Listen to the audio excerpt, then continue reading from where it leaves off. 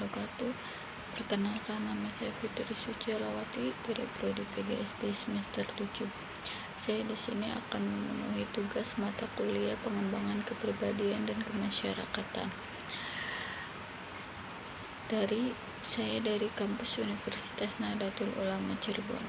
Saya di sini akan menjelaskan materi tentang public speaking.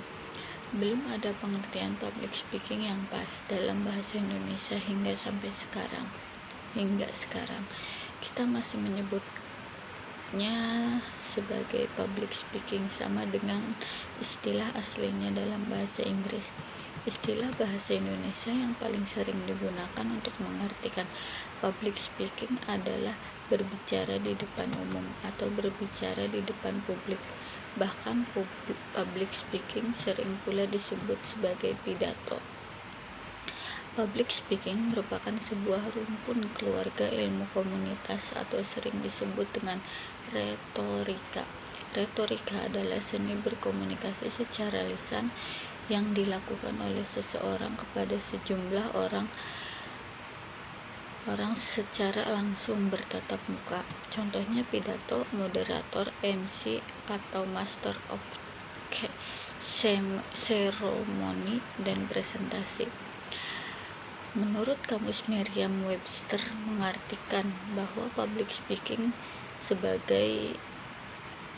adalah aksi atau keterampilan berbicara kepada sekelompok besar orang. Sedangkan menurut David Zarefsky dalam Public Speaking Strategy of Caution, yaitu public speaking adalah sebuah proses komunikasi berkelanjutan di mana pesan dan lambang terus berinteraksi di antara pembicaraan dan para pendengarnya.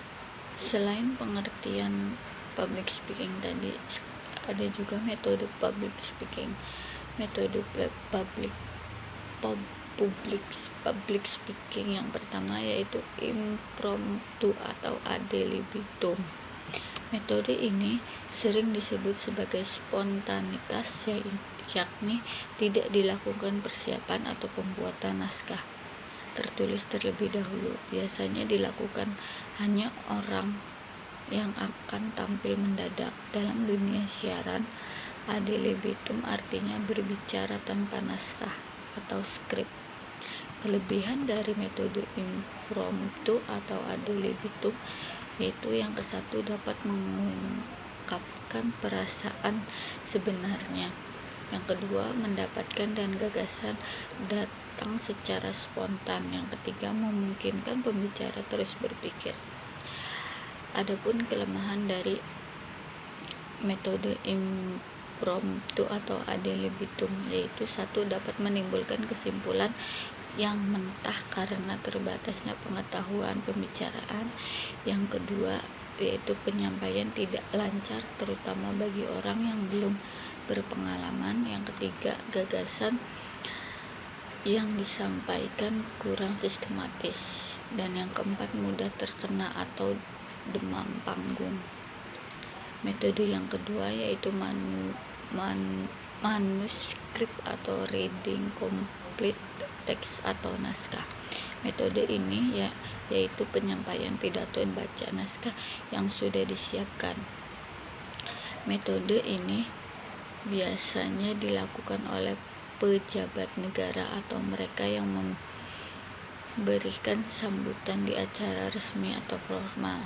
Metode ini dilakukan agar tidak terjadi kesalahan karena setiap kata yang diucapkan dalam acara resmi atau formal akan dijadikan figur atau oleh masyarakat luas dan dikutip oleh media sosial.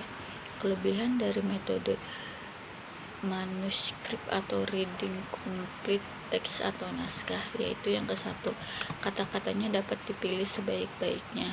Yang kedua, pernyataan dapat dihemat. Yang ketiga, lebih fasih dalam pembicaraan. Yang keempat, hal-hal yang menyimpang dapat dihindari. Dan yang kelima, naskah dapat diterbitkan atau diperbanyak. Adapun kelemahan metode manuskrip atau reading complete text, yang pertama itu interaksi dengan pendengar menjadi kurang. Yang kedua, pembicara terlihat kaku. Yang ketiga, tanggapan pendengar tidak dapat mempengaruhi pesan.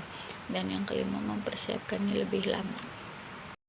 Selanjutnya itu metode memoriter atau memorizing atau hafalan. Metode ini kelebihan dan kekurangannya hampir sama dengan metode manuskrip, ditambah resiko yang lebih besar. Artinya naskah sudah dibuat sebelumnya pada saat pembicara hendaknya menyampaikan pidatonya. Dia tidak lagi menggunakan naskah karena semua yang tertera dalam naskah tersebut sudah dihafalkan. Ketika tampil, pembicara mengingat kembali semua yang sudah dihafalkan. Metode ini mengandalkan kemampuan mengingat. Pembicara menguasai susunan bahasa, ide, dan gagasan yang terdapat dalam naskah.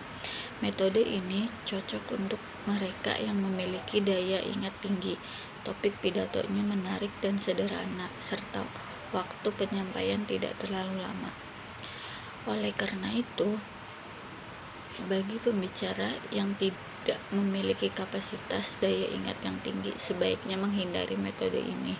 Jika dilakukan, maka pidato tidak akan menarik lagi karena pembicara hanya berkutat dengan kesalahan pembicara sendiri. Selanjutnya itu metode extempore atau using note. Metode ini merupakan metode terbaik. Metode yang sangat dianjurkan dalam berpidato karena naskah pidato hanya berupa outline atau garis besar, dan pokok penunjang garis besar inilah yang akan menjadi pedoman untuk mengatur gagasan yang ada dalam pikiran.